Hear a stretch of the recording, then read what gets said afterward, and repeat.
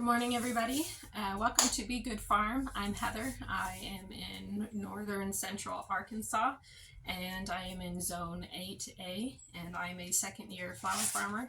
And today I wanted to talk about what is a bouquet recipe. You might have heard it on Facebook and Instagram, and you have no idea where to start. You've heard everybody else is doing it, and you just don't know how to make one for yourself.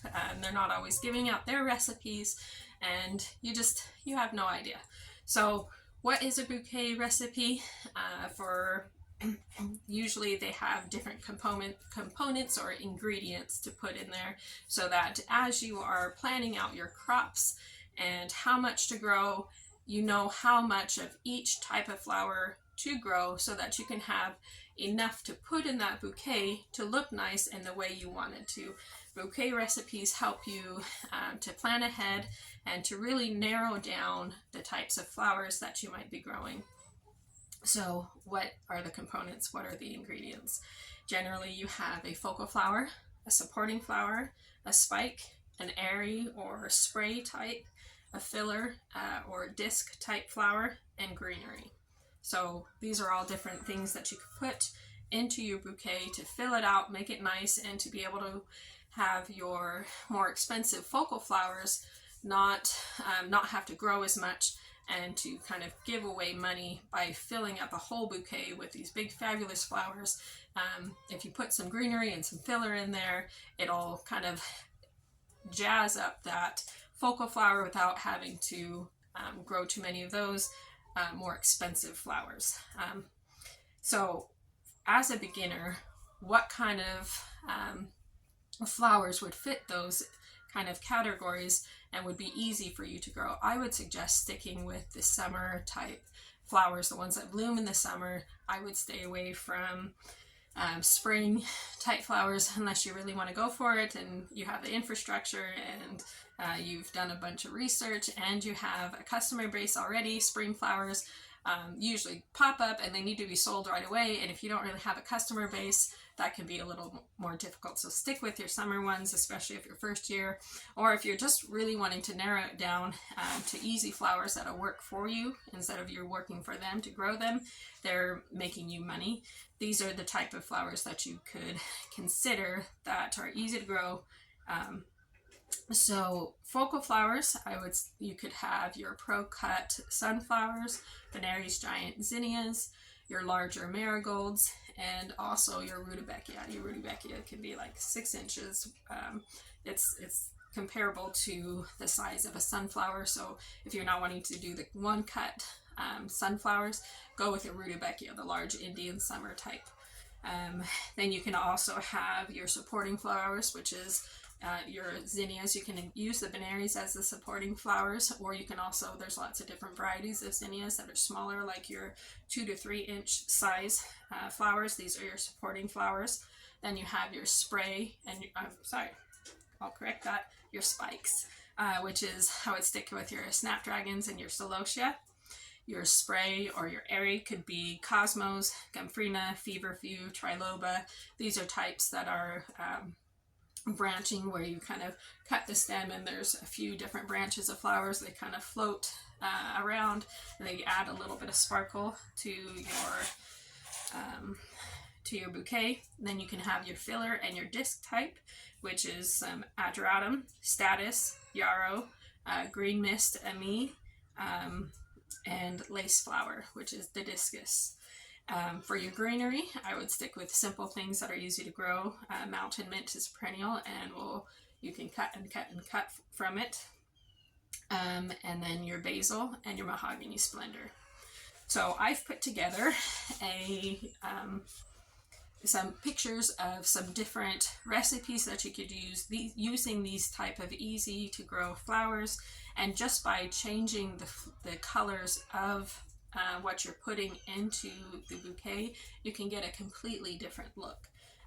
So depending on how many successions you're going to be planting, you might be able, depending on your growing zone and how many growing days you have, you can get in either 2 or 3 successions, good successions of all of these. All of these are easy to grow. You succession sow them every 2 to 3 weeks.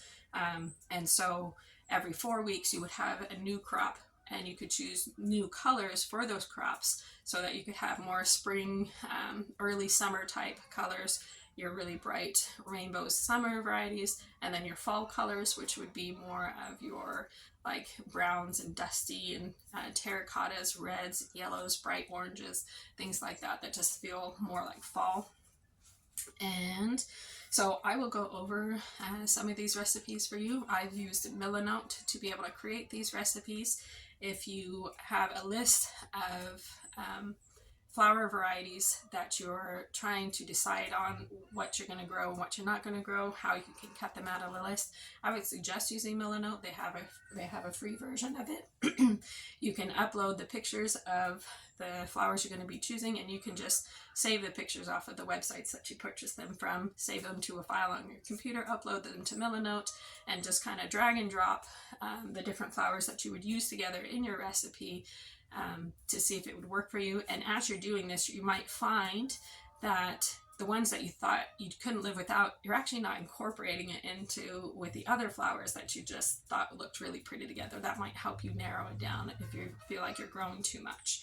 So, all right, let's go ahead and go through these different recipes and what that might look like for you. So as I'm showing you these examples, keep in mind that you can switch out any colors that suits you better and your customer base. This is what I've picked to experiment with this year. Here, our first example is a sunflower for our focal flower. This is the White Light Pro Cut. And then the supporting flowers would be the White Swan Marigold and the Lilac Zinnia, this is the Benares Giant. And for our spike, we have a Snapdragon. This is the Summer Berries Potomac series from Johnny's, and also our spray and our airy. You can choose one or the other. It's cute with both of them, but you may not need them. This is the Afternoon White Cosmos and some Gumfrina. This is the Salmon Pastel from Baker's Creek. Then we also have Ageratum. This is the Timeless Mix. Sorry, I forgot that for a second. And then for greenery, this is the Mrs. Burns Lemon Basil. Here we have, for a focal flower for this one, this is the Pro Cut Horizon. This one is a great sunflower because it has more of an upward facing bloom. Some of the sunflowers get quite heavy and they can tend to turn downward. The horizon faces up. Here we have for our supporting flowers is a marigold. This is the Mission Giant Orange from Burpee. And we also have the straw flower in King Orange. And then for our spike, we have some more Snapdragons. This is the Sunrise Mix from Johnny's. Again, we are reusing the Afternoon White Cosmos for our spray. And here is the cutest Gumfrina ever. It is Strawberry Fields. And then we have Didiscus. This is the White Lace. And for our greenery, this is the Mrs. Burns Lemon Basil. Here we have the White Light Pro Cut Sunflower again, and this would look really great with your horizon. And also this is the Purple Prince Zinnia for the supporting, along with the Silver Rose Straw Flower. And for our spike, we have a Celosia. This is the Ruby Parfait. And for our spray and airy, this is the Double Click Bon Bon Rose Cosmos. And this is the QIS Carmine Gumfrina. For our filler, we have Didiscus. This is the Lacy Blue. And then again, Mrs. Burns Lemon Basil. It pretty much goes with everything. You don't need a whole lot of greenery varieties. You just need a whole lot of it to fill out your bouquets. And here is one of these summer type bouquet recipes. Instead of having a sunflower, we are using the Cocoa Gold Marigold for our for our focal flower. And then we have two zinnias. This is the Mazurika Zinnia and the Benares Giant Lime.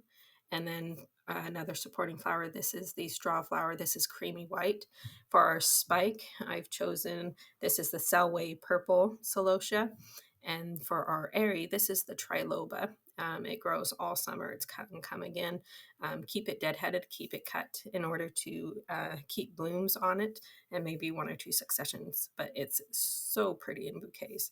And then here for a filler is yarrow. This, I believe this is the summer berries. And then eucalyptus. This is the baby blue bouquet eucalyptus. And also you could put basil. You could just put whatever greenery you like. I thought this was really pretty. Again, here is another summer with the Horizons sunflower with, again, the white swan marigold as our supporting flower. And for our spike, I put this a little bit out of order. This is the summer berries snapdragon again. And then for our spray airy, we have this is Feverfew Magic Single, and also our Cosmos. This is the double click cranberries. And we also have another supporting flower. This is the Zinnia Benary's Giant Wine. For our filler, this is the Status. This is the Pastels Mix. And this is Snow on the Mountain Euphorbia for the greenery. Basil would work just fine, and any greenery would really go well with this. One of the last summer one that I've come up with here, this is Indian Summer Rudbeckia for our focal. And we have 3 different kinds of supporting flowers.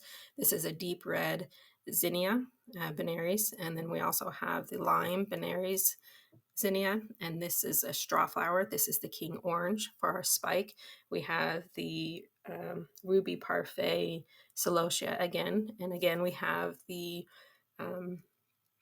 my mind goes blank sometimes. This is the Cosmo. This is the double click Bonbon Rose. Here's a Feverfew. It is so pretty. If you haven't grown a Feverfew, it's fabulous. Some people don't like the smell. I don't mind it, and it's just so pretty. I can't really live without it. This is the Magic Single. Here's the Didiscus in the blue, and this is the Mountain Mint here.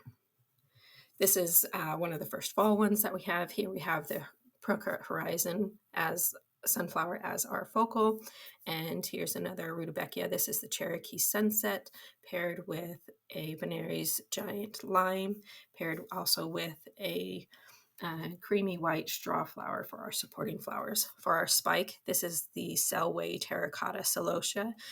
And this one has 2 spikes just because it's so pretty. This is the Madame Butterfly Snapdragon. For our filler, we have the Status in white. This is the Forever Silver White. And for our greenery, this is the Mahogany Splendor. This is that's a hibiscus. For our second example, for our fall colors, this is a Rudbeckia for our main focal flower. This is Goldilocks. It's a little bit smaller, but it's so floofy and pretty that it can pretty much stand on its own. For our supporting flowers, this is the Queenie Lemon Peach Zinnia. It's about 2 to 3 inches. It's a little bit smaller, but very pretty. And we have a purple straw flower for the next supporting flower. For our spike, this is the Selway Terracotta again. For our airy, this is the Afternoon White Cosmos. For our filler, this is Dara. It's a Daucus. It's actually a carrot. And then we also have the Mahogany Splendor again. For our last example, this is the Procurt Horizon. For our focal, this is Benary's Giant Wine. Again, this is our straw flower King Orange. And for our, I put these out of order again. Our spike is the Terracotta Celosia. And for our spray airy, we have the double click Cosmos and Cranberries and the Gomphrena in the QIS Orange. For our filler, we also have the Forever Silver Status. And our greenery, this is the Mahogany Splendor.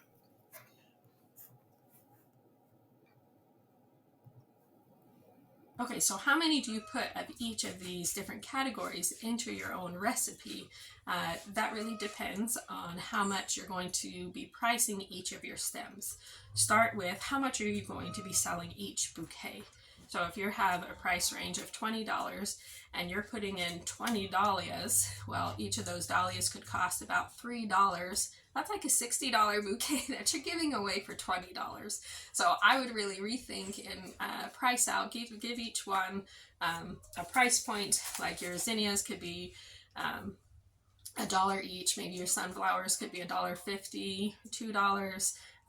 Your airy or your spray could be 2 for $1, and your greenery could be 2 for $1. Kind of play around with it so that you figure out, kind of have an idea of how much each one of them is costing you in labor and seed, and what the general prices are in your area, like that florists would pay. You're allowed to charge what you're worth. So don't undersell yourself. So what am I putting in my bouquet recipe? Everybody's going to have a different one, and if you Google this or you find other flower farmers, theirs might look different, and that's okay. This is what I'm going to be shooting for in my bouquets, which will also help me with my crop planning, help me figure out how much to grow of each.